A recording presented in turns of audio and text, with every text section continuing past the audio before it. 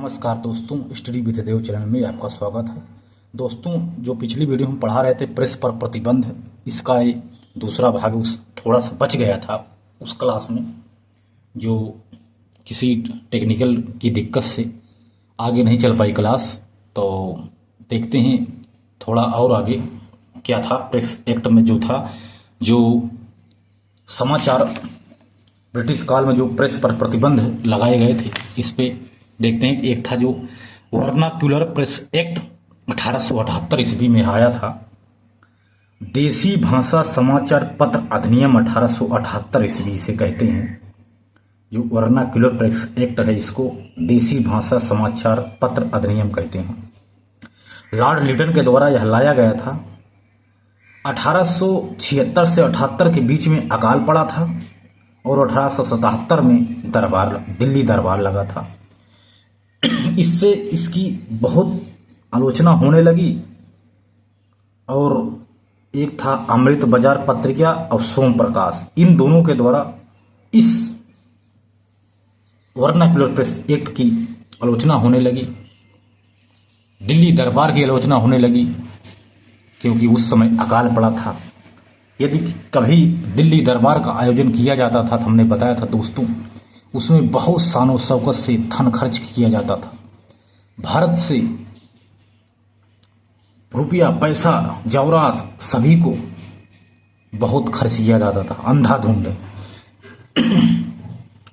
Vernacular press act का जो magistrate था, देसी समाचार पत्रों के संपादकों से एक बांड भरवाएं और उसमें जमानत राशि जो होती थी उसको भरवाएं, मजिस्ट्रेट ने कहा। और कहा कोई भी आपत्तिजनक सामग्री छपने पर नियमों का उल्लंघन पर कार्रवाई होगी। मजिस्ट्रेट द्वारा बताया गया। देसी समाचार पत्रों के संपादकों से यह कहा गया, जमानत जब्त हो जाएगी और प्रेस जब्त कर लिया जाएगा आपत्तिजनक भाषा पर।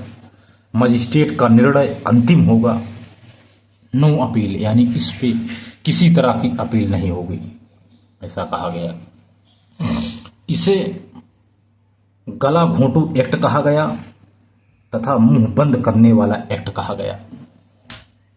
सुरेंद्र नाथ बनर्जी ने कहा, एस.एन. बनर्जी ने कहा वर्नाकुलर प्रेस एक्ट के बारे में, आकाश से गिरने वाला वज्रपात है यह। 1882 ईस्वी में लॉर्ड रिपन ने इसे समाप्त कर दिया था। इसके बाद बंगाल विभाजन के समय 1906 ईस्वी में कुछ पत्रिकाएं आया था, जिन्हें हमने आपको बताया था कि संध्या, वंदे मातरम, युगांतर, तीनों के बारे में हमने चर्चा कर लिया है। 1908 में समाचार पत्र अधिनियम 1908 लाया गया था, जिससे इस तीनों पर कार्रवाई हुई थी। प्रेस जो है जब्त कर लिया, सजा भी मिली तथा जमानत भी इनकी जब्त हो गई, इन समाचार पत्रों की, यानी यह पूरी तरह से प्रतिबंधित हो गया। इसके बाद एक था भारतीय प्रेस एक्ट 1910 लाया गया। इसमें क्या कहा गया भारतीय प्रेस एक्ट में 1910 ईस्वी में कि पंजीकरण जो राशि है 500 से 20,000 रुपये होगी कम से कम। दोबारा पंजीकरण पर 1,000 से 10,000 तक, यानी 2 गुना देना पड़ेगा अगर दोबारा आप पंजीकरण कराओगे तो। इसके बाद कहा कि जैसे ये था, जो काफ़ी पत्रिका ऐसा थे जिन पर ऐसा हुआ था, उन पर प्रतिबंध, पंजीकरण एक बार हो गया था। काफ़ी पत्रिकाएं ऐसी थी जिनके दोबारा पंजीकरण के लिए उन पर लगाया गया था। इसके बाद 1921 में सप्रू कमेटी बनती है। सप्रू कमेटी, जिसे तेज बहादुर सप्रू कहते हैं। 1921 में सप्रू कमेटी बनती है और यह कमेटी प्रेस की जांच के लिए था। इन्होंने सिफारिश की कि 1908-1910 का जो एक्ट है इसे रद्द कर दिया गया। किसी सिफारिश पर ही इसे रद्द कर दिया गया था। 1910 का था जो पंजीकरण से संबंधित था, और 1908 वाला जो तीनों संध्या, युगांतर आदि को बंद किया था, इन दोनों को रद्द कर दिया गया। इसके बाद 1931 ईस्वी में संकटकालीन समाचार पत्र एक्ट लाया गया था 1931 ईस्वी में। इसमें 1910 के जो प्रावधान हैं इन्हें पुनः लागू कर दिया गया। 1947 के बाद इसे फिर से रद्द कर दिया गया।